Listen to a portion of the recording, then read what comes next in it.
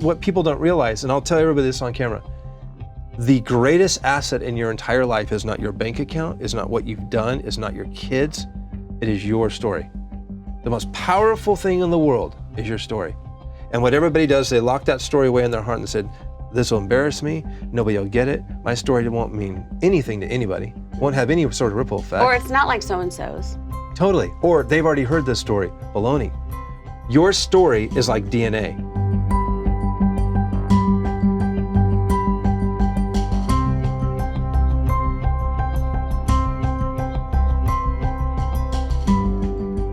Hi, my name is Colleen Swindoll-Thompson. I am the director at Insight for Living of the Reframing Ministries Department, and I'm so honored to have you meet my longtime friend and artist, Noah Elias. Thank you for being here, Noah. Yeah, absolutely. Noah has quite a resume that we're going to start out with, but I want you to hear his story because he's come from a place that I think we can all relate to. Some things have happened in his life that have been incredibly difficult, and yet because of God, because of his dedication to the Lord's brought him to corporate companies and doing artwork for Lexus Motor Cars, Toyota, Levi Strauss, Nordstrom's, which I'm still waiting on my clothes for. Yep. CBS Television, Fox TV, and some families in Dubai. The celebrity work includes Craig T. Nelson, Val Kilmer, Barbra Streisand, Tom Cruise, and Ted Danson for artwork. Universal Studios then decided, well, let's look this guy up, and they found Noah's work, asked him to work on the Too Fast, Too Furious movie. MTV commissioned you, Noah, to create pieces for the hit TV show Robin Big, and you painted their swimming pool, which had to be a blast. Did you swim afterward? No. Okay, just checking. From there, Noah's art direction and various campaigns contributed to Lexus, Toyota, Disney, Scion, and I want my car for that, by the way. I want a lot of things from you, don't I, buddy? Noah, you spend a lot of time creating for cruise ships, galleries, clothing lines, private companies, and you also have a platform, Noah U, and the Masters. The most important thing I want to add at the end of the bio that I read was, I feel this gift that God gave me can be used to impact lives for God and further his kingdom. It's not me who does the painting, but I think it kind of is. But I judge success not by status, power, or prestige, but rather by the lives impacted through events, paintings, relationships for his glory. It's been a gift he has entrusted to me. I'm excited to use art to help provide hope to a broken and hurting world. And that's where I think, Noah, your story begins. Yeah. Years ago. So why don't we go back to that time? Okay, so parents divorced when I was 9. That's also when I came to faith. And at a very early age, in high school years, junior high years, I knew I had an entrepreneurial spirit. Like I knew I wanted to. I mean, I loved creativity. I loved art. My dad, a sign painter, my mom doing interior design. So those two together, I lived in a world of seeing, fabric bolts around the house. And then I also saw my dad taking people's ideas and putting them on a window. So kind of grew up with that. But then the moment of divorce, it was like back and forth all the time. There's a lot of inconsistency. So spending a lot of time with grandparents. Both of my grandfathers had a really heavy work ethic. They both worked at the same job for 36 years without missing a day of work. So I saw them leaving like 4:30 in the morning every morning, and always saying, man, that took a lot of self-discipline and a lot of drive to stay that consistent. Because at home, it was not different. that way. And I wasn't around them very much. So even if I was with my parents, I wasn't there a lot. So example, when I moved down to Southern California when I was 13, back from the Bay Area, I pretty much left at about 5:30, 6 o'clock in the morning and would do music and jazz band, and then would stay at school all day, then would add on sports, then would add on anything that I could. I didn't spend very much time at home. And then I also started playing in a Christian band. So I was not only into music, into sports, and into art, but I had all three going at the same time. So I loved staying busy, and for me it was having something to really look forward to. So my goal was, how can I stay busy? How can I have fun? Because things at home they sucked. That's the best way to say it. And I think it was awful, wasn't it? it was awful in the way that it was really unpredictable. It was really sad as a kid because a lot of things that you had hoped for, you're kind of getting you're getting your consistency from your grandparents, but then even that was inconsistent. So by the time I was 14, I was already playing in a band, and then we started touring when I was about 16. I didn't even know that. Oh yeah. So we were already touring and doing festivals and playing, and that was a ton of fun in a Christian band. And back then, the Christian music scene was amazing. It was just amazing. Every weekend was a concert, and you were either playing in one or going to one. And then I was playing sports. I was getting letters from colleges to play college football, and I was thinking, man, I'm going to go play pro football. So I was looking Anything at, to keep you busy. yeah, and I was looking at that as that was going to be a pretty amazing opportunity financially, and man, consistency. Again, I was looking for security and just not in finances, but in normalcy, like a rhythm. Like I was always trying to find a rhythm and just consistency. So, and meanwhile, you know, having been friends with your family and growing, I mean, I look back now, I was hanging out with you guys since I was 2, and one of the Right. one of the funniest things was, you know, going over to the house, summers, swimming, like that part of that consistency was fun. Just even knowing that you had friends that were consistent. So a big part of my life, and still has always been, how God has shown me who's consistent, who's in your life, who isn't, who you can collaborate with, who you can't, who you can run life with long term, and who you're going to do life long with. You know, because they're partners. As a kid, you only know that your circumstances, that's the norm. So you kind of assume that is the norm. Yeah. And it sounds like you were looking for something to help hold you together. I was listening to a podcast. I was telling you about EntreLeadership with Donald Miller. Yep. Actually, it was focused on the family. Ramsey. And he talked about how he had developed the center self, and then the next circle out was shame. Yep. And then the circle after that was personality. Yeah. It sounds like that middle circle of shame, you built personality around that, but that core was starving. Yeah.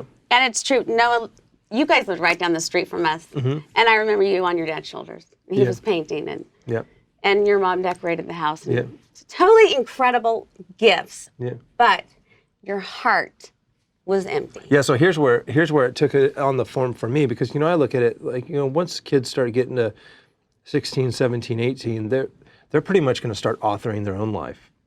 And regardless of my origin, my family of origin, and where I came from, or I should say, like my parents' parents, and that whole sphere, I had to look at like 16, 17, 18, I was already on my own. I moved out when I was 17. I kind of had to write my own script in terms of, what does God look like to me? What does a relationship with God look like to me? What does being in business for myself look like? What would I like things to look like for the rest of my life? And so what happened is, as I graduated high school and I was working for myself, I lived in a studio in a warehouse and took every bit of money that I had and I dumped it right back into the company, building my websites. And this is this is when I remember there were only a few 100,000 websites online. And I think computers were as big as your they your were whole huge. bedroom. They were huge, yes. It was enormous. Yes. And so you paid for your own place to live at 17. Oh yeah, for sure. Yeah, so I shared with a buddy of mine, my best friend, who's also played in the band, but then it eventually grew to where I was living in down in Costa Mesa, and I had a warehouse down there. And here's what happened in those years of my 20s. It was a total dismantling of false self. The best way to describe it is taking all these preconceived ideas of what it meant to be a man of God, and kind of unraveling that.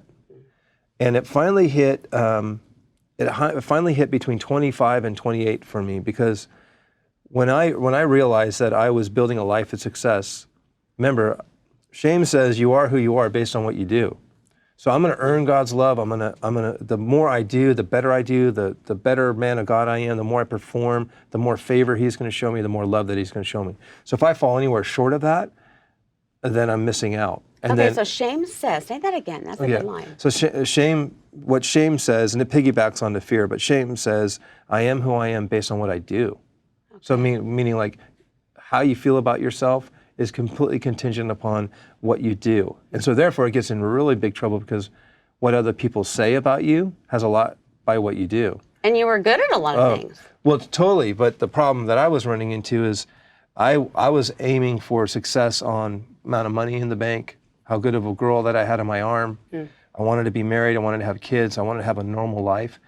And so if you wanted to see me perform, just shame me to death. You know what I mean? That's not that good enough. How could you not do this? So that was a real big thing for me to have to unravel in my head, because it was just the way my hard drive was. Well, and yeah, because your home life as well. You probably learned, well, I'm okay if I behave according to whatever the mood is at the moment. Yeah, but I've always been really hard on myself and inflicted upon myself a standard that is, for most people, unrealistic. And I think a lot of leaders live with that, and a lot of entrepreneurs live with that. You have an idea, or you compare yourself to somebody else, and you go, that's where I want to be. And if you don't meet up to that, you're like, I suck. I don't know what I'm doing. I'm an idiot. Yeah, I'm totally. a loser. I have no value. Yeah. So here's where it got really interesting. By the time I hit about 27, 28, I had what I believe was a total midlife crisis, because I had already been doing it for 14 years by the time I was 28. And I found myself above the beach where I grew up. I remember listening to my Walkman. I remember the music I was listening to, fully upset with the Lord, totally, frankly, pissed off. Why were you upset with him? Because I felt like I was cursed with the gift of creativity to be able to paint anything, and had no idea what I was supposed to do with the rest of my life. So you had no And direction. I didn't have a wife. I was at 28 and already feeling like half my life was over. And I know it sounds weird, but I really felt like I was like 40, 50 years old. I was having that moment of crisis of, okay, Lord, I've got this gift. I haven't come very far in the last 14 years. What in the world am I supposed to do with the remainder of my life? And he laid it on my heart that night, and I'll never forget. He goes, hey, your journal, I want you to paint your journal. I go, what are you talking about? He goes, I want you to take everything that you've been writing in your journal, I want you to put that on canvas, and I want you to put that out to the world. I said, nobody is going to want to buy this story. And so I went home. Well, actually, that night before I started thinking about my journal, I started thinking about what I've written in my journal. Stuff about purging my soul, stuff about opening myself up to the priceless gift of serenity, and being fear-driven, and like all these different things, right? Where were you getting those messages? Like, who was reflecting back to you some of those things that were rattling around up there? No, it was just whenever I'd sit down and write, the Lord just fully start downloading, and basically it was like emotionally vomiting onto the page. My everything that I've been going through, things I was frustrated with, things I wanted out of my life, things I wanted in my life. And so you're just watching yourself unravel on these pages, which is one of the greatest gift of any human being, is to journal. And if you can do 3 pages a day, if you want, one tip that I would give everybody is you'll start to see your life unfold before your eyes in terms of your true authentic self through journaling. Yeah, Dad, one of his favorite sayings is, thoughts work themselves out through the lips and through the fingertips. I love it.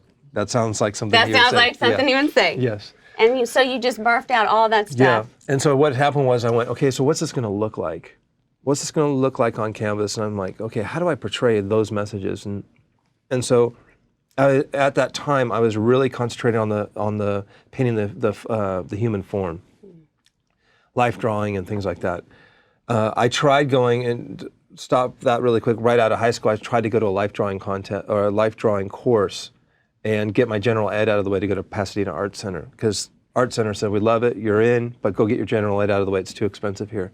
So when I went to get my general ed out of the way and took life drawing contests, I was halfway done with a class, couldn't finish it, and scribbled all over it. And the instructor came in and he went, "Now that is art." And I went like, well, if I can do that, I'm out of here. So that was my permission to walk out of the classroom, because I already had clients work in class. So segue back to 28, that was my education of like realizing, listen, education isn't going to provide me a piece of paper just to be able to say you can do this. So at 28, I had already been painting people's signs, doing corporate clients, doing all these so-called jobs, making money. I'm like, okay, money is boring. It's literally just a thing. It doesn't really have a whole lot of power. It's a tool. It's something to be used in order to do other things. So there was no meaning in it. And so did that leave you feeling empty? 100%. So that's why my heart there was like a little flame that started to tick, and then it started to turn into a fire.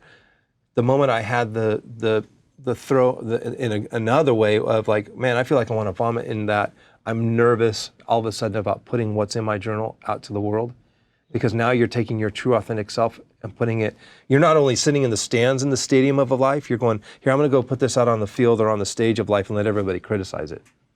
And so I created all this. Which is the exact thing that heals shame. Totally. So here's what happened. Because you invite other people in. This work gets really interesting. I went back and I thought, so what am I going to paint? I thought, since I'm doing life drawing and still trying to work out, people and painting things, took some shots of my family member, my sister, took some shots of other models and things. I painted angels. And so I painted these angels. Okay, they're incredible. I'm just going to interrupt you right now because I haven't said thanks. much, but unbelievable. Thank you. I swear, Okay. I'm not kidding. I know you don't appreciate want to hear that. that, but okay. It'll go in at some point, you'll believe me. So I started painting angels and mermaids, fairies, and I started really mixing up text I actually wrote was in my journal on these paintings. I thought, nobody's going to buy these. I'm just going to get these out of my system. So I painted about five of them. You thought no one would buy them? No, and then so they were maybe 6 feet long each, huge, massive pieces. I wanted to look like they were out of like an old wall in a church, like in Europe.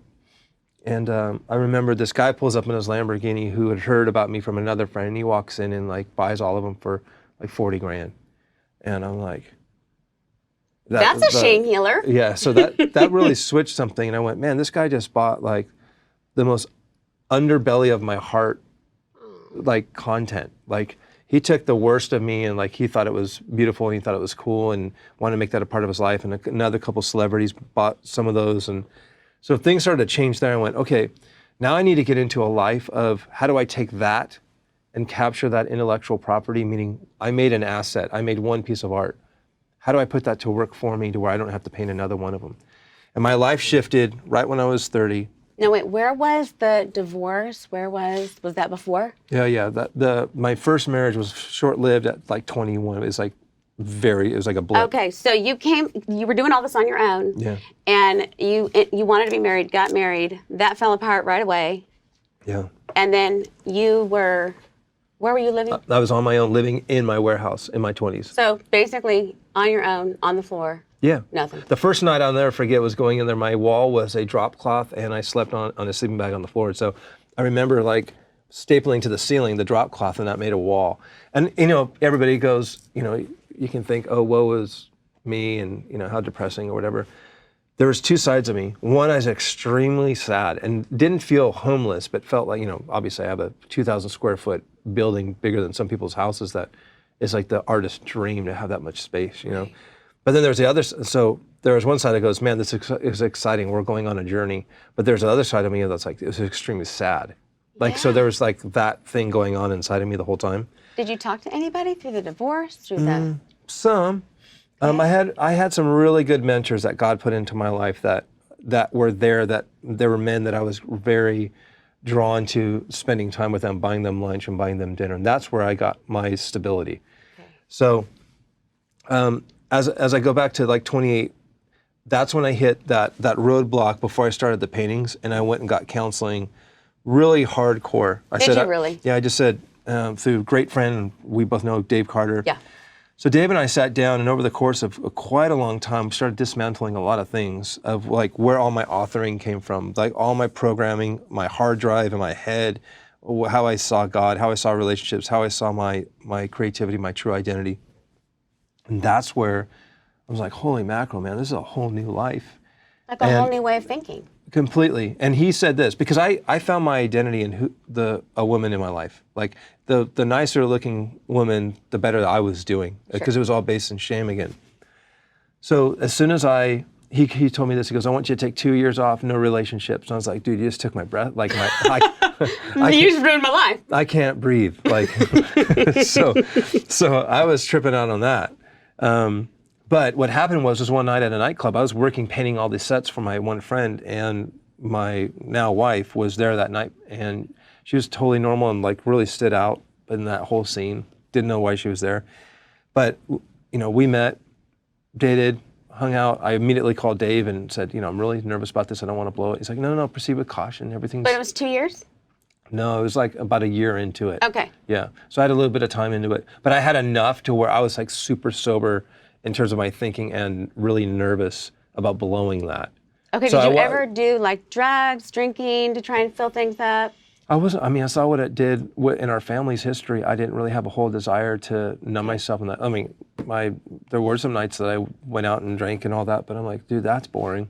Okay, You know, so everything nothing was worked. just- You were on high speed all the time. No, I smoked a ton of cigarettes though. right. Loved it. Yeah, I'm like, that was my friend. Like painting and coffee and cigarettes, that was so much fun. And loud music and just being in that world of being lost and creativity was just like a beautiful, fun thing. Oh, hello. But All then right. I got to a point in life and still with managing stewardship of my time, talent, and treasure, I started realizing, man, my life is short. How I take care of myself, my body is going to help me perform to the highest ability, and I want to be here as long as I can. So a lot of my decisions for why I choose not to do certain things was always through that filter. So everything from physical, working out, who I spend my time with, who I don't. I'm very strategic in every single area of my life. Yeah, you are one of the most strategic persons that I know. Mm-hmm. And so all your best thinking at that time led you to Dave Carter. Mm-hmm. And then Dave Carter helped you change your thinking. Because this is all about the whole reframing process. Yeah. What led me here? What are my core values? I've got to reassess and realign. And then what am I going to do now moving forward? So you met Chantel. Yeah. Chantel came to my life, but I also, as we started having both our kids, we have now my daughter, Griffin, she's about to be 13, and my son, Noah, who's 11, and he's on the autistic spectrum. So my wife, she's self-employed as well, so we both were entrepreneurial. But back then, in my early 30s, what happened was I was running my business, she was running her business, we were having kids. But I went into the master's program with Bob Shank. I did it twice, and to the point now that we can talk about it a little bit. We've partnered together on taking it bigger. But mentorship in terms of stewardship, I had to ask myself this question, and I spend my life, a good majority of my life now, helping other people with their time, talent, and treasure, their stewardship of what am I supposed to do here with my life. I look back on my process. And what I didn't realize, and what a lot of folks don't realize, is you're on assignment. And most people have no clue that they're on assignment. And the one day that they find out that they're on assignment, they're like, well, what are you talking about? No, I'm just living. They're like, no, you're here for a purpose, specifically on assignment, and you're not even aware of it. How can you be aware of that, though, if you don't ever go into that shame part? Because you have a false self. Well, the cool thing is it's going to happen to you whether you like it or not. So God has his ways. You're either going to deal with it on your deathbed, or you're going to embrace it and ask those questions now and kind of like push pause for a minute. And sometimes that can be just getting in a quiet place going, hey, my world just got rocked. I heard what Noah said, and he says that I'm on assignment. Lord, what's that all about? And then he's going to say, well, are you ready to get started? You might be a believer, but you have no idea that you're on assignment. What do you want to find out about that? Because we're here on purpose, meaning your kingdom assignment is so unique to you that no one else can fill your spot. So the reason why you're here on earth, Colleen, is for a reason no one else on this earth can fill your spot. And if you don't fulfill that calling, it will never get fulfilled. He put you here for that purpose. Everybody in this room, this film crew, everybody that's watching this is on assignment. Do you tell little Noah that? Oh, well, first of all, he's in a stage right now where I'm just making sure that he realizes he's amazing. So I tell him that every single day. Because both of us share having children on the autism spectrum, and people think, oh, well, that's too bad. And you want to go, it's the greatest gift in my life. Oh, totally. Because he has an assignment that nobody else can fulfill. Even though my son can't hardly be understood, as you experienced last night, he has a fulfilling purpose. Oh, my goodness. You just wait. If anything, it's to talk the pride and crap out of me. But Yeah. he's got a lot of assignments. So you came to a place where you started practicing habits, you and Chantel. Like I read on one of your blogs, you kind of hunkered down when the diagnosis came. You made some decisions. You looked at it as not a problem or a thing to be fixed, but a part of our life that is a part of our assignment. Yeah. In terms of children, or let's just talk parenting, whether you have special needs kids or not, they've been entrusted, and I blew it because I thought that these kids were mine and it's my job to take care of them in terms of how they turn out. And when it comes to parenting, I got really liberated and set free when I realized I am completely responsible for how they're raised. That I am on the hook for. But how they turn out is completely out of my hands.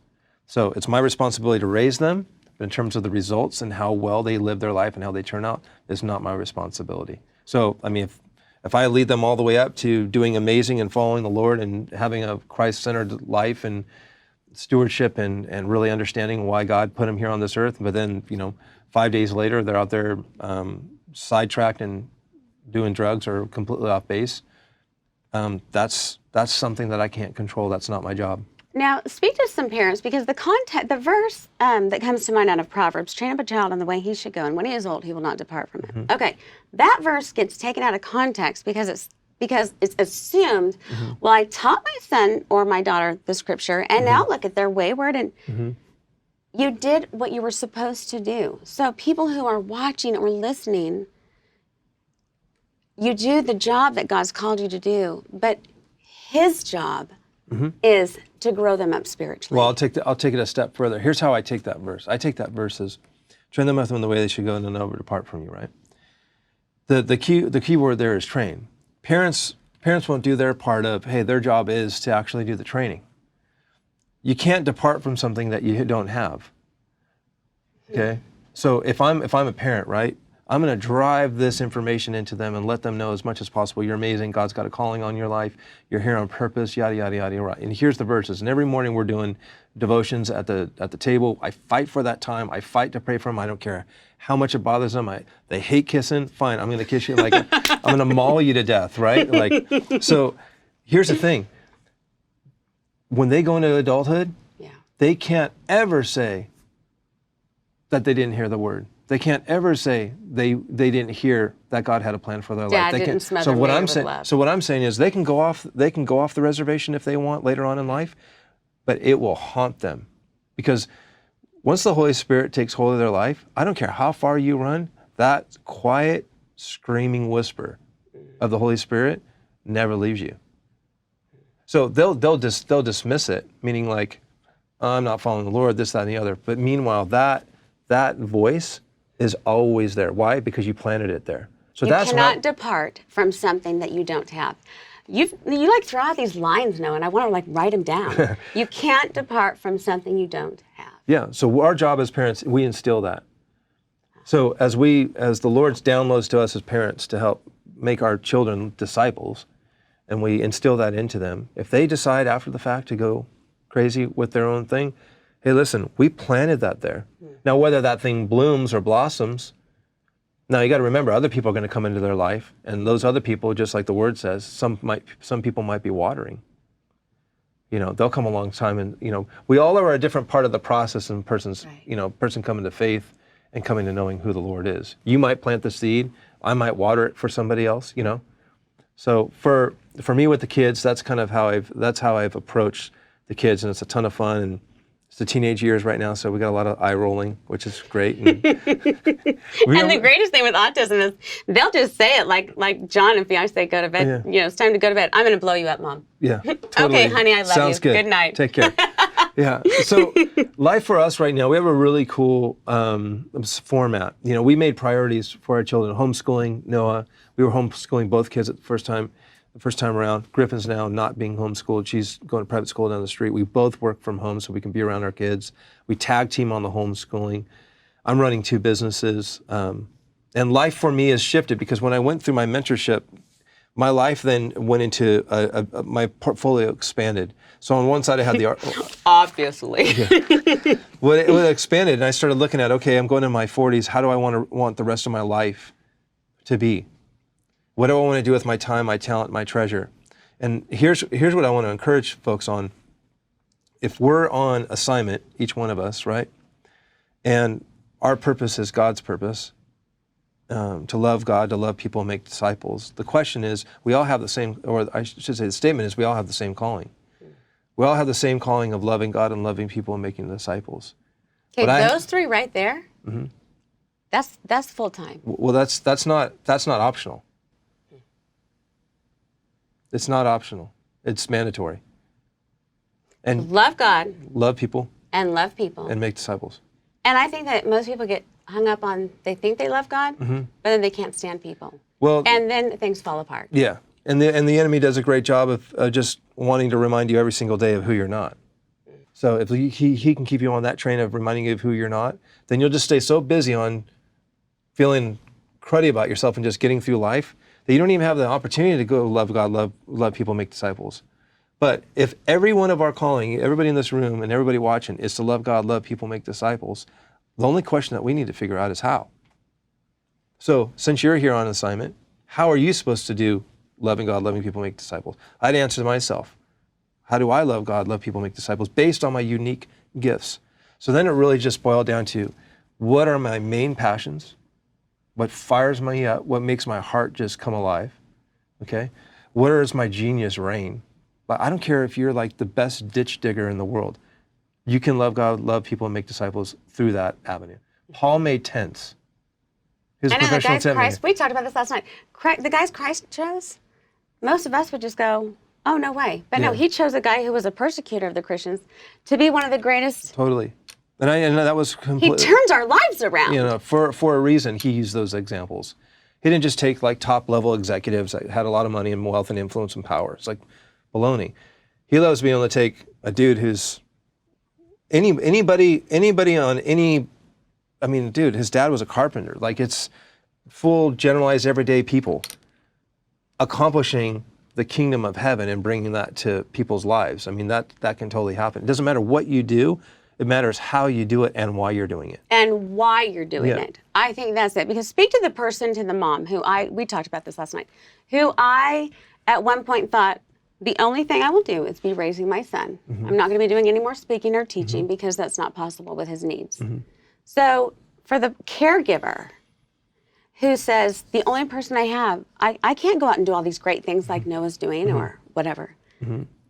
Speak to that person. Yeah. So what I would suggest, and I in Noah University, I teach a lot of that. So Noah University is helping people live a life of impact and make income while doing it. So a lot of entrepreneurs were coming up to me, self-starters, people that just said, hey, I want to be able to have a life of impact and I want to get my dream off the ground. Whether you're in a job or want to bring a dream alongside your job. You know, it's like, can't stand my job, but I want to do something fun that ignites me. So I help them bring that alongside. And some people do so well that they can leave their job and go do this career. So a lot of moms I talk to. And it can be, especially with the technology and the age that we live in, you can have massive influence sitting at home on a computer. Your computer reaches the world from if you live out in the woods of Montana and you got Wi-Fi, you can have influence on this world. So she could be in her house. 100%. Changing lives. Hey, I have one member, I should say, one member and a friend. You know, I sit here and go, man, I got a 13-year-old about to be 13 and an 11-year-old, a kid with special needs. She has 13 children. She's been pregnant for 20 years. I saw the, Oh my gosh. yeah, soak that in for a little bit. I don't want to. Yeah, I saw their Christmas card. I'm like, like, I didn't no, I did not know what. I'm like, okay, dude, how do you buy milk? Okay, but that's her passion then. But you know what? She's an amazing mom, right? She's on assignment. She has influence over, good grief, she's got 13 disciples. Yeah. I mean, you got to think about it. She has influence over them, but her passion, she just was so locked up and needed to uncork kind of where her heart was at. Started to teach her how to blog, started teaching her how to write a little bit, and just start dialoguing about what she was going through. I go, do you know how many women would love to hear how in the world you manage 13 Yeah, children? I want to talk to her. Yeah, see? I'm like, she didn't think that her life would be able to be used for a bigger purpose outside of just being a mom and an amazing wife. And so we went through a whole dismantling of how the Lord truly saw her as his daughter. And because she hadn't had even a chance to look at herself in that way. Dude, things came unglued. Like their marriage, her mothering, taking care of herself, loving on herself. She didn't even have any time for herself. So you totally helped her reframe her life. You are a reframer. It took one call. So take us back. What I don't want to miss is in the midst of all of this growing up and the art the art expanding and your Yeah. work with all these different places, and then now with Disney. Yeah. You also wrote Speed Bumps, which when we talked about it 2 years ago, you said it's the life manual I wish I had right out of high school. Yeah, yeah. Tell me about Speed Bumps, because you've had a few. Yeah, so speed bumps, I just said, using life's obstacles as launching pads. Yeah. And so most people look at it and they're like, forget it, man, I'm retreating. And again, it's the process. So I'm pretty strategic with my time. And for a season of about 3 years, I was on airplanes flying all over the world, doing really high-end VIP events on cruise ships and at real nice fancy hotels. And so I'd fly in and we'd do these art auctions and sell art, and then I would go home. And it was really tough because we were in a tough position in our life where our son was just diagnosed. We were going through the recession, lost our stepmom to cancer, Oh, man. who helped with the kids. So it was just like one thing after the next. It was a really tough time. So being away from the family 3 times a month was really tough. So I'm sitting on airplanes a lot. And again, it was like jail. Like, oh, yes, you're going to go out, you're going to earn. I bet it was for you like You're going jail. to go earn some money and then you're going to come back, which was, you need to provide for the family. So I did that. However, I thought, since I'm going to be sitting here, I might as well write what I'm going through. So I started writing, and the story that I told you guys today from the beginning till now is just every part of that process. And I said, I'm going to document this. I have no idea how to write a book. I'm not an author. So I just wrote this book, self-published it, put it up online as an on-ramp for when people come to the website. They can download it for free if they want. Can they really? Oh, yeah. And so that's how it started. The next thing I knew, it was like bestseller on Noise Trade, and like, you got to be kidding me. And it's just, literally, it's my testimony. It's like, I emotionally vomited on these pages and people bought it. I'm like, what the heck? But you took where you were in jail or on an airplane, Yeah. however you want to use that. Yeah, if you sit in one of those little tiny rows, you're in jail. Yeah, exactly. Yes. And so you used your circumstances, and you said, Lord, bring this out. What's in Speed Bumps? What are a is couple it? things that you cover in So I that? talk about the marriage. I talk to about breaking through or breaking down, like, because so often we have the opportunity to like just retreat. We see a massive thing in front of us, a big challenge, relational stuff, false self stuff. A divorce. We see a disease. Well, we then it see gets worse. something- You clear all the clutter, and you got to, you've cleared all the drains, and now you're looking at opportunity. And then there's the second stage of fear where everybody's like, that's so big, I can't even go into that. I might fail, self-sabotage, self-doubt. All of those things start coming into play. So there is how I dealt with all of that. And here's what I want to encourage folks. Based on our life, God says in Corinthians, he says, we're each building on the foundation of Christ, our life. And we have two options with our time, talent, and treasure. Every single day with our time, our talent, and our treasure, we can either be putting it into a shredder, or we can putting it into a vault. Putting it into a shredder. See, there's another one of those throw-out lines. Putting it into a shredder or putting it into a vault. Every single relationship, every single conversation, every phone call, every text message, you can ask yourself that question: is what I'm doing today, will I see it in heaven? And I know it sounds really aggressive, but It's a game changer. I'm aggressive because time's wasting. And the moment you realize how little time that you have, and what you realize why God sent his son was to give us this message of there's what I believe two gospels, and the gospel of salvation and the gospel of the kingdom. And we talked about this a little bit last night. Yeah, unpack that for us. The gospel of salvation says, Christ is walking around speaking to two audiences, and he says, hey, would you love to be saved? And a person's like, well, what's that going to cost me? And he goes, it's not going to cost you anything. It's free. It's grace. You can't earn it, you can't buy it, and you can't lose it. And so we get the opportunity to accept that free gift of grace and to be accepted in his kingdom forever. And that's amazing. That's eternity. But most people treat that like a Willy Wonka ticket. They say, I'm saved, I'm going to put that ticket in the back of my pocket. Yeah. And most believers say, I'm just going to stay out of trouble until I die. And I'm going to be good. Yeah, as long as I can be good, not get dirty, then I'm going to be there, and I'm just going to strum a harp for the next, who knows, however long. And if they face an obstacle, they get mad at God. When actually the obstacle is the way. They treat God like Santa Claus. Right. And I did for a long time. So here's what the Lord says. He goes, he's speaking to two audiences, those that are lost and those that are saved. And most people miss the hidden code inside the Bible, which is the gospel of the kingdom. And so when you talk to a believer and he goes, what do you mean he's speaking to another audience of people that are saved? Well, he's basically saying, listen, you can be saved by grace, but then once you're saved, what's the good news for a saved person? And the good news for a saved person is that what they do between now and eternity matters. And they don't know what to do with that. They have no purpose. They have no idea what they're supposed to do with their life. How do they find it? They look in the Word, and the Word it's hidden in plain sight, but nobody sees it. And so here's what the Lord says. He says, each man will be accountable for his life at the end of his life, and it'll be tested by fire. If what stands the test of fire lasts, it will be with him in eternity. So here's what I learned, and I'm just going to tell it in my life, and then you guys can think about it the way that you want to as it pertains to your life. His word told me, Noah, at the end of my life, I'm going to ask you this question. What'd you do with my son, and what'd you do with what I put in front of you? And how you answer that question, I'm going to be able to measure that, Noah, by looking over my shoulder and seeing how many people are in heaven as a result of your life. God's currency is not money, possessions, and wealth, or any items that will be burned by fire. What is the only thing that cannot be burned with fire? It's a person's soul.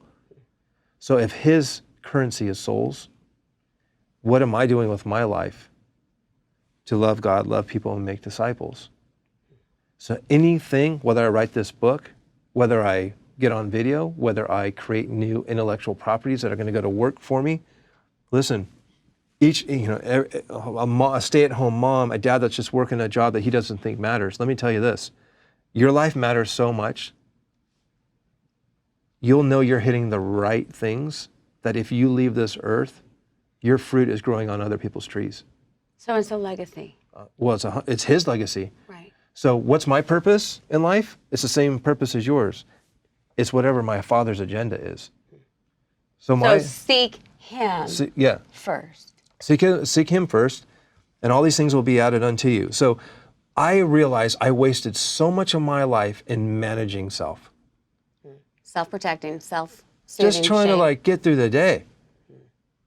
When you want to know when my life changed, the moment I went, what is my Father's agenda? What's on his radar? And did you get so hungry then? Oh my goodness. I became fearless. I wanted to fail as soon as possible. Didn't care. Don't care what you think. We're doing this. This is going to happen. What are your thoughts about this? It was just constant engagement. Why? Because I have to move. Time is wasting. And the more kingdom assets that I can give or acquire, the more I can be deferring him into heaven, depositing him into my bank account in heaven. Where am I going to need money and resources most? In eternity. Forever is a very long time. So I open I'm speaking the next 2 weekends.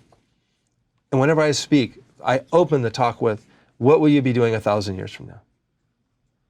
I'm going to be sitting down talking like we talked about last night. I'm going to be eating all my ice cream, and I'm going to be hanging with Paul, and I'm going to be saying, okay, dude, how'd you handle this?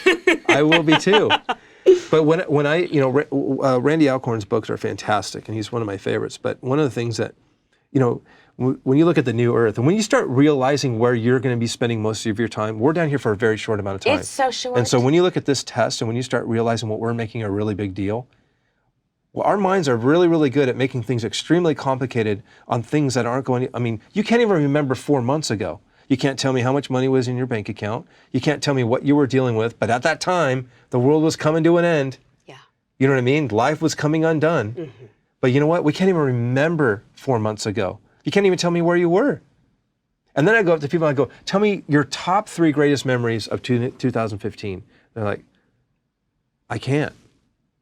And then I start going, what are we living for? You can't tell me what you did 4 months ago. You can't tell me one great memory from last year. Oh, totally. So then I just started going, wait a minute. I need to start living a life that completely matters. I have to know my agenda. I have to know my calling. I have to 100% know who I am, what I'm supposed to do, and exactly how I'm supposed to do it. So those were your core values. You got to know the Lord and listen to his calling. He gave you this. Now you're with Disney and doing all the artwork for Disney. And I seriously want people to go to your site, noahelias.com. Is that it? You can go to noahelias.net or you can go to noahfineart.com. Okay, it's going to be in our show notes. Mm-hmm. You have to go there because it is amazing, but it's on purpose. Oh, yeah. So then I created I've created another company all about life transformation. I have my art company, but I create another There's one. art, but then Noah U. Yeah, Noah Is U. that what Noah U came from when you decided, oh, my purpose is to pour into people's lives and to tell them they Yeah. have value, go. Yeah, so Noah University is a platform that helps people in the marketplace, like people that want to be entrepreneurs, that want to start something fresh, a new dream, venture out into something new. My other platform with Bob Shank, my partner, masters.life is the site. So it's masters.life. And we'll put that in the show notes as which well. is a platform for helping equip Christian leaders to impact and change the world through their influence and irresistible lifestyle. So everything that I've learned from Bob and I together, taking this principle of God's calling on your life, loving God, loving people, make disciples, teaching you how to do that, equipping you to do that, and then pointing you in that right direction to do it, take you through a 36-month transformation and fully equip you and get you dialed. Now, people are like, I can't wait 36 months. I'm like, it starts within the first couple of videos, your life is transformed. It's all online. But people, I've literally... So anyone, anywhere can get onto anywhere Masters. in the world. Anywhere in the world. Anywhere And in the world. do you find that people get broken down and then you build them back up? Listen, I believe, well, here's what I found. I found people's hearts so starved for wanting to be on the right track that it happens within minutes. But they're exhausted too because they've been doing all this stuff. Yeah, but here's what happens. Like the moment they find out what the gospel of the kingdom looks like, that what you do between here and death matters, and that it will be measured, and then you start wanting to make sure that your time and talent is only on those things that produce fruit, you start dismantling everything as quick as possible. You call up, start selling things. You start dismantling loans. You start getting people out of your life. You start trimming the fat on everything that doesn't produce fruit. And you start putting all your chips and putting all your time and talent and treasure into those things that increase your kingdom. And the Lord is like, ding, ding, ding, they got it. Keep going. But very, very few believers get it. Now, I'm going to give you I think you're exactly right. a crazy statistic based on Barna's research. Okay, I love Barna. 0.01 in a congregation gets the gospel of the kingdom. That's shocking. No, it's horrific. It like almost drives me to tears. Like, Do you think there's that's that why many there's- folks sitting in a room going, of this percentage of the folks sitting in the room, those that actually, it's like 20% of the people in the room actually want to live on purpose and understand who God is and live that out. Of that 20%, only 20% of them are natural, or I should say, embracing leadership on a forward lean into what the Lord's agenda is. Of that percentage, and then you start dwindling it down, then you look at the whole, about 0.01%. I don't think I got it. And I was raised in a Christian home with great theology. And I didn't get it until my kids go, when did you become a Christian? I'm like, well, I knew the Lord growing up, age 5, did the little pattern prayer. In my 30s, I got to know the Lord. Okay. Yeah. Because of the obstacle. Okay, here's where I trip. This verse just came to mind. James says, those that hear this and don't do it, it is sin. You want to talk about people wondering why their life isn't figuring out, and they're thinking, I'm just not getting in trouble. No, where we're really missing the opportunity into greatness is that we're a believer, we're just not getting in trouble, but we know the truth. I mean, we literally have the manual, the keys to the kingdom of God's heart, but are deciding not to do what his agenda is. So I'm in sin if I know, I'm aware, I'm fully aware of what's supposed to be happening, and I'm not doing anything about it. Okay, because I wanted to, last week when we talked, and you were asking me about fear. Because That's what haunts me every day, by the way. So that I will call you? well, no, yeah. I'll ask you hard questions. Yeah, right. But you wrote a book on fear, and we're going to touch on that in just a second. But you said, okay, what's the worst thing that could happen? We were talking about a subject. Yeah. And I was going on, surprisingly. And then you kind of crossed your arms, and you're like, okay, keep going. And then you said, Colleen, when are you going to allow God back on the throne? And then I went like, boom, on FaceTime. Yeah. That was a game changer for me because you challenged me with, are you on the throne or is God on the throne? Yeah. And you know what, Noah? In that area of my life, God was not on the throne. And that was in sin. Totally. We'll let him have a lot, but then we'll be like, no, this one. Yeah, don't touch this. Yeah. Yeah. You're not allowed Like, to do it. don't touch We kick him out of the throne, say, dude, I need to sit there for a little bit.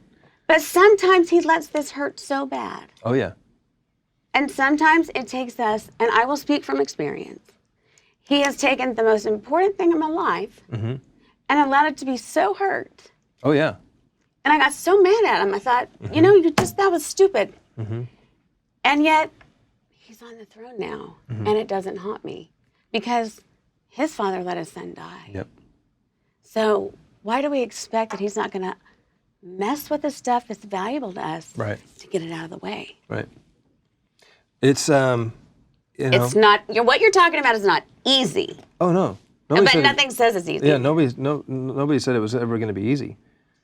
Nobody ever said it was going to be easy. How did you get past some of those, just don't take this away?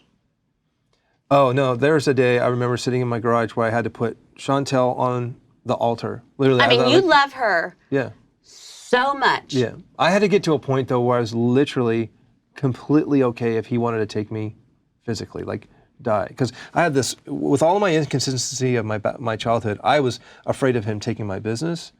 Or businesses. I was afraid of him taking my talent. I was afraid of him taking my wife, my kids, all of that. Like, I was so, he literally had to pry that concept out of my hand. So what did you do? Well, I remember I had somewhat of a nervous breakdown, fully crying in my studio, but I voluntarily walked to the altar, and I remember visually seeing and taking Chantel, laying her on the altar and going, if you need to take her, 100%. And it's funny, you're sitting there looking at the Creator going, I give you permission. Like, hello. Like, come on, dude. He gives her life every day. Yeah. So, as if we really, have control. Thanks for letting me have her. I gave her to you, and you're giving her back. Yeah. Aren't Woo-hoo, you amazing? You're fab. Yeah. You were an incredible human being. But that is so true. Yep. Now go to your book on fear. Yeah. Because you have had, your business was almost destroyed, Noah, you. And there have been things where that little rattling around and that fear, we are driven by fear to self-protect. Yep. How did you get there? Okay, so Fear Hunters. Why did Fear Hunters come into my life? Fear Hunters is a book that I've written and will be coming out this year on dismantling and removing the shame and fear that stands between you and the life that you're meant to live. Basically, all it's doing is showing you how, meaning like you'll dismantle false self and you go, wow, I never knew that about the father wound. Never knew that. Okay, so you discover that, you deal with those things, right? You start realizing, you have these realizations, you start sitting with the Lord and dismantling Him. But then there's these things that you just can't shake. It's almost like you're going, this is a part of my DNA. Why do I default to going to this? It's why do I have a trigger that I can't, that then gets into me and I can't shake it? Like, why are those things happening? And so I had to write a book that when I went through some pretty hardcore healing, I wanted to share that process with folks of how to literally heal themselves with the Lord. Okay, did you do that with someone else? I did that with somebody else at first, but then I was able to then take that and go, dude, I'm going to show people how to do this. Because I can now walk out, be in a funk, drill down to the core, find the core, oh, got it. Take that target, dismantle that bomb, and the Lord and I do that together when we're done. So the mentoring process, because see, now you're doing the mentoring thing too. You got too many things going on, dude. That mentoring process, you had to change the way you thought. Our minds, Romans 12, 1, to renew our minds. I have to do that not just daily, like every few minutes. It's a hard drive. You have to clear the hard drive, but sometimes you have to get an external hard drive to hook up to that sucker. And you have been doing that since, for how many years? The dismantling stuff? Well, just working with a mentor? Oh, gosh. Because you have people speaking in your life. Yeah, if you don't have mentors in your life, you're done. Because we are not our best friends at times. Well, number one, you have to be stretched. You have to be leaning into more than of yourself. You cannot be running at your own pace. You have no idea how to measure yourself. If I go and run a marathon and I just run, I have no idea how fast I'm running. You need a Am I coach. the slowest guy? Am I the fastest guy? Well, if you put somebody in there that's with me, that's a mentor, I'm most likely going to be on his heels. He's going to help set the pace for me. You are the common denominator of the 5 people you hang out with life.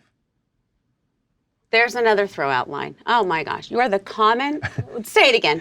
You are the common denominator Okay. of the 5 people you hang out with in life. So you have 5 strategic people I have more than that. in but yeah. your life. Well, yeah, you'd have to because there's like 3 of you in one person. So you have people, because part of the reframing process is pulling safe, mature, wise people who are a few steps ahead and having them say, no, Colleen, that thinking, that's not, and then that requires honesty. You have to have people that are 100% willing to call you on your crap. Do they? Oh, without question. But I go to them saying, dude, what are you seeing? What are my potential blind spots? Second of all, what's my hidden value? So you invite that. Oh, without question. You have to walk in and just drop the fig leaf. Don't do that here. Yeah. But you have to drop the fig leaf. You have to have those kind of relationships with people that you can sit around the fire with and say, listen, okay, here's my true authentic self. I'm dropping the fig leaf. I'm suffering in this area. I'm having thoughts about this. I'm having dreams about that. What are you seeing in terms of my track record? Okay. And dude, when you got people that have been knowing you for 3 years, 5 years, 10 years, 15 years, they can see your potential blind spots. They can tell you how to be alert. They can also say, you're not even considering this right here. The hidden value is one of the biggest underutilized things with mentors. Everybody just thinks you got a mentor in your life to show you where you're blowing it. No. My specialty, and when I'm dealing with folks and I have people pay a significant amount of money to sit in a room for half of a day with me and whiteboard their life, I'm looking at them and I'm like, I just found 80% unutilized parts of your life that could be totally generating you more money, creating more impact for you. That's called hidden value. How do you find that? Well, you have to get around somebody else that isn't you.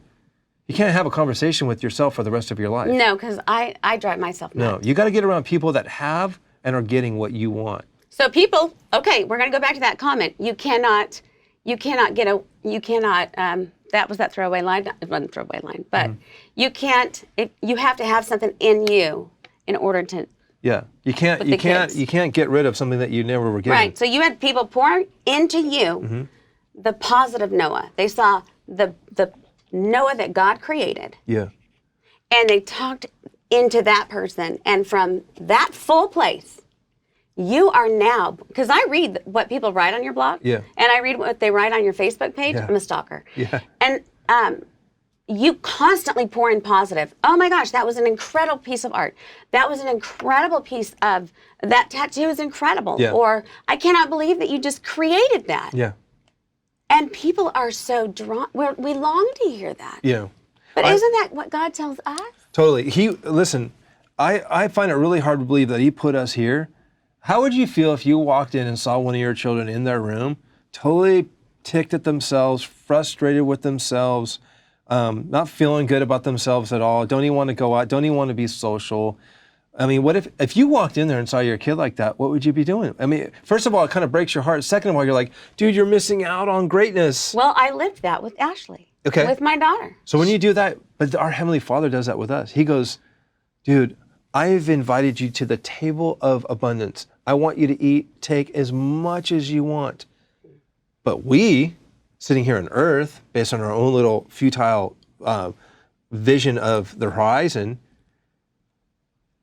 just look at it and go, no, it needs to be harder than that. I need to earn it. And I'm not worthy. Or it's not going to make me look good. Or it's not going to, whatever. Listen, and so what I finally realized, I spent a majority of my life on who I wasn't and trying to fix who I wasn't. Okay, listen to those words. I spent a majority of my life trying to fix who I wasn't.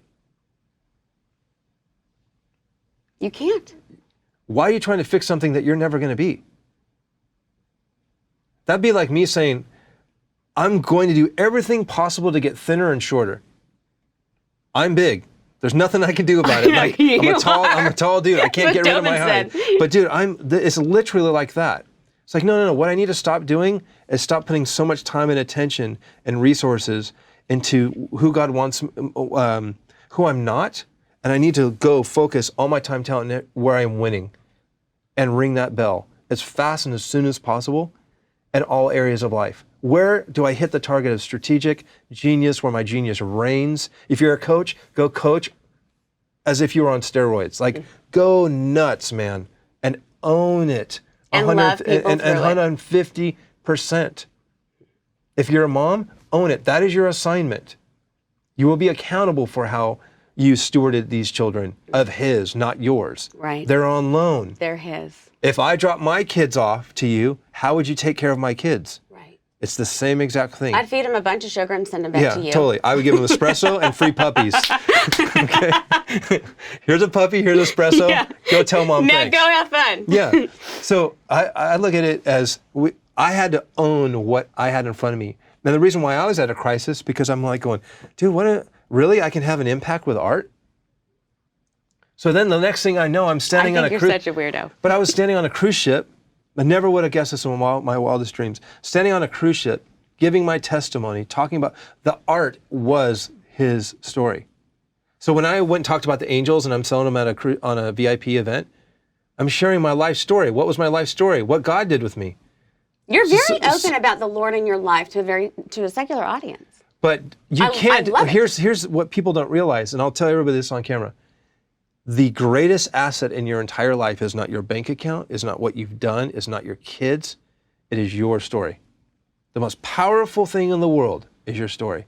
And what everybody does, they lock that story away in their heart and said, this will embarrass me. Nobody will get it. My story won't mean anything to anybody. Won't have any sort of ripple effect. Or it's not like so-and-so's. Totally. Or they've already heard this story. Baloney. Your story is like DNA. Nobody else on earth has your story. You know, Brene Brown on authenticity, and now with Story Brand and all the stuff that our buddy's doing, that we were just talking about, Donald Miller. Yeah. Scary, close. We need to pull together, don't we? You will get way more done in collaboration with those that are willing to be authentic and real. So as soon as I find folks that are willing to get on the reel as fast as possible, like, hey, we're locking arms. How can I help you? How can you help me? You'll do more and get more done in collaboration. The Lord intended it that way. That's why he sent 2 out at a time. The Lord is all about community. We were never meant to do life alone. And so the more that you just like drop the fig leaf and go, dude, here's what I'm trying to get accomplished in life. How can you help me get there? And then how can I help you get there? And what do we need to do that? And stop putting parameters and obstacles that literally impair the kingdom being able to happen. Okay, so as we wrap this up, Noah, I want to ask you to speak to those who are watching, those who are listening. Because you have no university and you have the master's program. Yeah, masters.live. Yeah. Both are directed towards helping people find their purpose and their passion. And the calling. Talk to the person who's going, I can't paint like Noah. I can't. Well, I'm going to say I hope you don't paint like me. Yeah. I'm going to sound at you right now. Certainly don't write like me. I think Disneyland has certainly decided you're a fine painter. All right, thank you. But talk into their lives and just do it. Just go. In terms of for the person sitting on the bathroom floor, like we were talking about last night, thinking, I'm taking care of my child. I have no value. I have no da-da-da. No, you do. There's a purpose on your life. And if you do not fulfill that kingdom calling, nobody else will. And how exciting that is, because at the end of here's a statement that changed my life. You know, Bob Shank, my mentor, one of them, he said this to me. At the end of your life, you will not be compared to others. You are going to be compared to yourself, and the influence, the potential you had, and the influence you had on others. So the Lord's going to look at Colleen and go, Colleen, here's the deal. I don't care about other ministry leaders. I don't care about other networks and radios and like authors. None of that. No other speakers. All I care about is the potential that you had and the influence that you had on others. And that's hard, Noah, because sometimes I think I really don't have much. Oh my word. But seriously, that's where those talks in my own head, those little rats that run around. So so then I go to that visual every single time, like opening the door to my kid's room and I see my kid on the floor. That's my Heavenly Father. What would you tell your own kid? And that's So Fear Hunters literally teaches people how to go to their 8-year-old self, dismantle the bomb of the wound that they've dealt with. And by the way, everybody's trying to heal the traumas of the situations that happen in their life, and Christ is at those moments. But it's not the event, it's the condition of the heart. So here's what has that crisis led you to? Well, and I look at it like this. Whenever somebody is sinning, the Lord, let's say, opens the door, and let's say you're like you have that thing that you did, and it's like really, really ugly, and you have so much shame and guilt about that whole thing. Do you know the Lord does not see the act? It's like all that's happening, and all He's doing is watching the condition of your heart. All He cares about this. He doesn't care about that, He cares about this. And the moment I realized, wait a minute, it's not what happened. It's what happened to this. I need to get this thing going with Him. And that's what broke me. That's what just completely all the shame and all the guilt and all the fear started going away. Because number one, I did not want fear to win in my productivity of being a believer. You're sitting on the floor. I'm like going, the more you sit on the floor, fear wins, the enemy wins. And it's another day that we could have been producing fruit and impact in somebody's life. And you have to ask yourself, what purpose, Lord, do you have for my life right now as I'm on this airplane in jail? Totally. Or as I'm on the floor, there's a purpose. And sometimes that purpose is for us to hear His voice. And I will even encourage those that are like feeling like it's silent. Listen. That's critical. Okay, but here's what's amazing. The moment you realize that your life is a solution for somebody else's problem, changes everything. Because I sat there and went, big deal. Went through this flipping divorce, had this crisis of not knowing what to paint, have a special needs. I mean, really, it's not that bad compared to like a lot of folks. And I started looking at like 13 kids. I'm like, what the heck? Like, sort of like, did you lose a bet? And like, no, you wanted to do this. Like, what is wrong with you people? Someone didn't teach something totally. in science. I'm like, I didn't even want to know what Christmas is like. So as I looked at that, I went like, really, how can my life be of any benefit whatsoever? It starts with one person. You go into your church, you make yourself known in saying, hey, if there's anybody that wants to be discipled, or if anybody would like to meet for coffee, or if anybody's hurting, who's got the risk and the courage to stand up and say, hey, I'm willing to make myself available to somebody in my downline? You need two things. You need an upline, you need a downline. You need mentors that you're following like crazy, and you need people that you're pouring into. So you need to be pouring in, you need to be pouring out. You have to. If you do not, that's your first step. Get people that can speak into you, and find people that you can speak into. Because half the time, the person that you're mentoring is actually teaching you. You don't realize it. That's like our kids. So the reason why I created Noah U, I needed a community of nut jobs. I needed knucklehead creative freaks that are like one day from the next, like an emotional roller coaster of creativity. And how do I overcome fear and self-doubt and all that? Like, I get it. So let's just all get together and let that friction rub off on one another. And let everybody know that they're not doing life alone. Have you ever heard someone say, I was afraid to show this painting because I thought no one would like it? Oh, good grief. You're not ever going to see what I draw. I'm just going to tell you that right now after Yeah. looking at your stuff. I'm like, I got a stick figure to show you. I want to close with this passage because it's my very favorite one on the face of the earth. Let's do it. And you just said, if I can find out where Corinthians is again. My favorite passage is, and Paul is writing, and he says, the God of all comfort, who comforts us in our troubles, so that, that's what you just said, we can comfort those in any trouble with the comfort we ourselves have received from God. The purpose is whatever someone has in their background, it's not to go back and fix that. You just said that.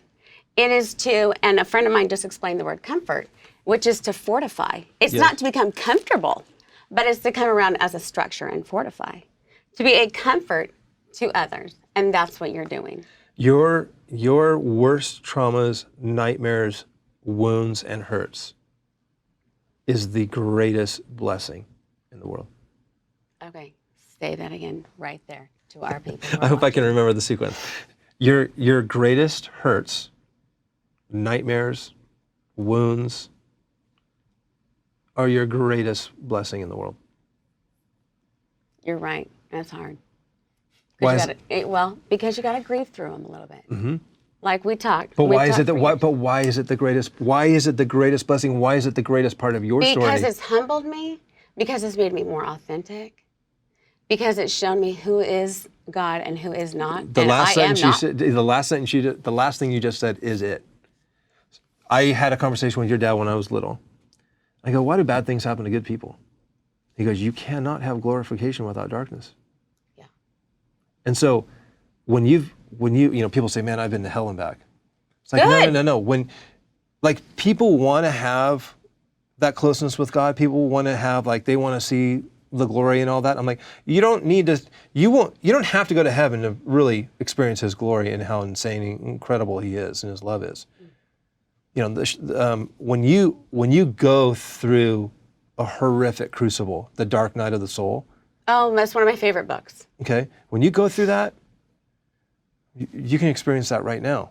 And so people say, I want to get close to God. I'm like, oh, good times are ahead. You know, I told them that. I'm like, you good luck with that. Let me know when you're back from that trip. Prepare to die. Yeah, pretty much. Because he kills away all those things that we have on the throne. Totally. And so when you hear the word dismantle self, all you're doing is getting yourself out of the way. He wants all, he doesn't want just a little bit. So when you say, oh, I want to empty myself so that he can fill me up, it's like, no, do you really know what it looks like to be empty? I'm not talking about like you're going to be jobless, moneyless, and no marriage. It's not that sort of thing. But he's just going to have a way to be able to reveal 100% what his glorification looks like and what his love looks like in your life, and in your way, in your specific way. Because he made you, he knows. Yeah, because I've even like done stupid tests with him. It's like, if it's true, then you need to be, like throwing out a fleece. Like you need to be able to do it. So and then he does it in a way, in a language that only I know, through a way that only I am attuned to. And it's the same way that if you wanted to really get to one of your kids, you know their language, like you know their frequency of how to get to their heart. If you really want to light up John, you know how to do it. You want to light up Ashley, she's got a different way, but you know how to do it. He knows how to do it. Our Father knows how to do that with our kids, with his kids. So if he wants to get my attention and he wants to show me his glorification, he does it in a way that only I'm going to know that personally. So my story isn't your story, but good grief, if you don't tell your story and the people watching don't tell their story, the world misses out on knowing who God is. And that can start with a cup of coffee with somebody. It doesn't have to be like you're going to go change the world through a movement. You can change the world by starting with a person in front of you. So step one. Step one is, let's challenge people. Reach out. Get out of yourself. So I'm going to challenge every person as we close today to reach out either to me, to Insight for Living, to Noah, to Noah University, to the master's program, to your neighbor, to your child. Yep. Reach out, because what you have is going to fill up somebody else, and there's a purpose and a plan for that. Yeah, and here's how I'll give you one baby step. This is the best way to do it. Good. If I met you for the first time, I always ask, hey, so what's your story? All right, and then people spill their guts. The second thing would be, if I already know the person I'm working with them, here's how I do it. I go, Colleen, for this week or for this month, what's the most important thing on your radar right now? Like that's bothering you or like you're really in need of? And you could say, well, I'm dealing with this thing with my daughter. And I could say, how can I help with that? That's the first way to spark that sort of lifestyle. So reach out and say, how can I help? Well, first of all, find out what's on their radar. Okay. Hey, what are you dealing with right now? What's on your radar? What's the most important thing to you right now? What's going on over the next week, this month? I don't really have anything. No, it's bull. And you just keep asking that question. So if you keep asking that question and people just know that you have a general interest in them, we all think we're all fine. But if we all really were honest with each other, we would feel really embarrassed about what we're wrestling with. Well, I'm not really embarrassed. I just think it's very funny because I'm so not fine. And we all know that. Right, but most folks aren't willing to drop the fig leaf on that part and be real. Oh, well, I'm not going to draw any fig leaves. But if I come alongside of somebody, just say, hey, what's on your radar and what's important to you? And I do that with real new people that I've met. I know, you did it last night at our table. So how can I help with that? Well, I have no idea. I'm like, okay, well, I'm gonna be praying about that. I invaded a guy at, I love doing this, disrupting, that's the word, invade and disrupt people. There's a guy in my spin class and I see him and he's just like this rough guy and dropping F-bombs every other word. And he's like, yeah, and I go, hey dude, how are you on the whole God thing? You could hear the record scratch. He just totally. Yeah, he's like, and he just goes, You know, because he told me, I just came back and I was partying and like this, that, and the other. I'm like, okay. And he's older. I'm like, man, we're still doing that. Okay. How's it working for you? And he's really successsul. And I just said, so how are you with the whole God thing, by the way? And he's like, it could be better. I'd like it to be better, or something like that. That eluded me. I was like, oh, he wants more. He's aware of it. It's on his radar. So immediately I went out and bought him Wild at Heart. I'm going to be giving that to him. Just bring it to this class. I'm like, dude, let me know your thoughts on this. I want your opinion on this book. I'm not saying like you got to go change your life. I want your opinion on this book. So it's not like you don't have to have some great talent. You can just say, you got to be disruptive. Run into someone. Okay, you got to remember, human psychology, just to let you know, is scanning every day, every single one of us. When we walk out the door, when we wake up, we're scanning constantly. Yeah, and you want to know what our brain is looking for? An anomaly, something that goes, Bleep. Those little bumps in our day, something that stands out that isn't the norm. We try to get everything as secure as possible. So when we see a blog post, when we hear something, when somebody does something that gives us the bump, that's what we remember. That's what's memorable. When we see that's why so many people in their marketing try to be shock value, try to do things that are like shockingly standing out. That's why movies are getting unapologetically, ridiculously crass. Yeah. Because the more that can happen, the more disruptive it is. But if you can just in the smallest way disrupt people, I love it. It's called disproportionate impact. So when I walk into Starbucks and I did it to a girl, I go, hey Ramona, what's going on in your life right now? And she's like, oh, nothing much. I go, no, come on, be serious. This morning? No, I did this about a month ago at our local Starbucks. And she goes, actually, and she just starts bawling. And all of her, dude, we're talking thriving morning, Starbucks, baristas, everybody going nuts.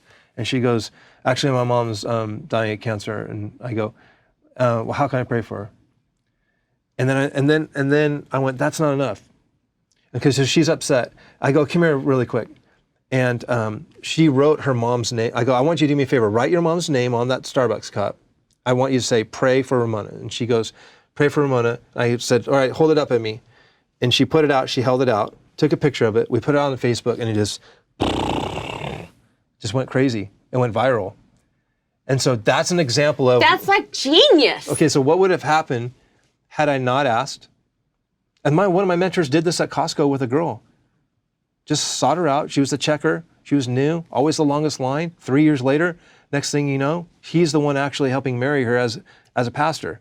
Those are the kind of disproportionate impact. It's disruptive, but nobody's willing to do it. And here's what I think is amazing. The world is our oyster as believers in order to have impact and to let people know that they matter and that God loves them and cares about them. Christ came in and he disrupted things in the best way. I'm gonna go hang out. Basically, I'm gonna go hang out with this prostitute and just go rap and hang out. And everybody's like, talk about record scratch. Oh. You know, guy run on his donkey's like, what? Boom, runs into a pole. You know what I mean? So, I love that about our Father. Our Father. I love it. We chose to hang out with. Oh yeah, it's amazing. Yeah. So it's baby steps. Disrupt people in a good way. The guy's up in the tree. He's talking to the guy in the tree. Mm-hmm. Come on down. We're going to go have lunch. Totally. Jesus is talking to a tree. So you heard about God in human form. He just came and wants to have, he wants to eat with the tax collector. What's up with that? I just love, it's so contradictory. But that's the only way, as us humans are trying to keep things normal, it's the only way we're going to see a little boop on the radar. You're going to stand out. You're going to disrupt. You took a picture of It's on my Facebook page, yeah. It's her daughter holding it. And so that many people were beginning to pray for her. And then everybody started to share it. How's she doing? It's been a while since I've been back. Okay. But all that matters is that it made people be able to see that prayer is powerful and that God's love can intercept and disrupt people. And that's the currency, man. That's his currency. This is so off the cuff, but now, because here we've had another challenging conversation, you challenged me. I'm not going to talk to you as much because you always challenge my faith. I'm going to go to one of my neighbors and just be disruptive. Okay, how are you going to do it? I'm going to commit to you. I'm going to go across the street, and I'm just going to say, just want to know how you're doing. What do you need? Would love to hang out sometime. Mm-hmm. That's it. All they need to know is that they matter. You're standing next to somebody and your heart's going to go, and you're going to be going, how do I find out and let this person know that they matter? And so then I go, what would I want to hear? And then I go, hey dude, how things are going? Or it might be something that they're wearing or whatever.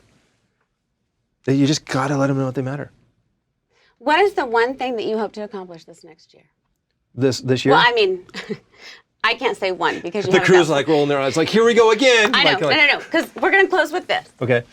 We said that 10 minutes ago. I know we did. That's why we have good editors. I love them. Okay. What is on your radar? Fear Hunters is a big initiative for me, The book. the book. Okay. And really, really pushing that forward as hard as possible and really helping people understand it. If that can get out to the world as much as possible, great. My conference is every single year in November.